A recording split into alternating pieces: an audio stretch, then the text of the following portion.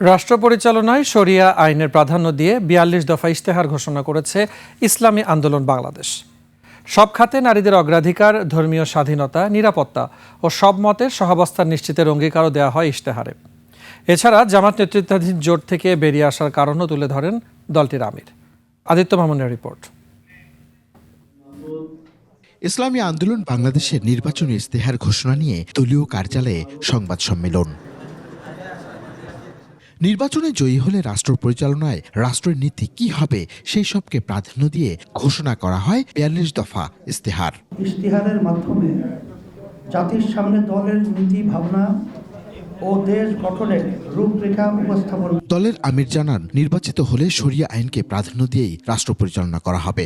রাষ্ট্র পরিচালনায় সর্বত্র শরিয়ার প্রাধান্য, কৃষি ও শিল্প বিপ্লব ঘটিয়ে বেকার ও দারিদ্র্যমুক্ত এবং অর্থনৈতিক সমৃদ্ধশালী দেশ গঠন।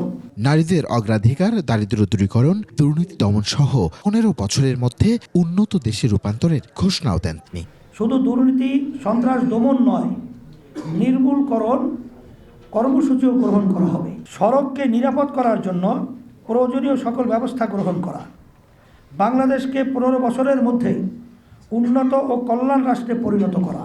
প্রশ্নের জবাবে বলেন, জামাত আমেরিকার কাছে ইসলামী আন্দোলনকে জঙ্গি দল হিসেবে তুলে ধরায় জোট থেকে বেরিয়ে আসে দলটি। তাদের সাথে থাকলে বাংলাদেশ সুন্দর হওয়ার পরিবর্তে একটা অসুন্দর দেশ হবে।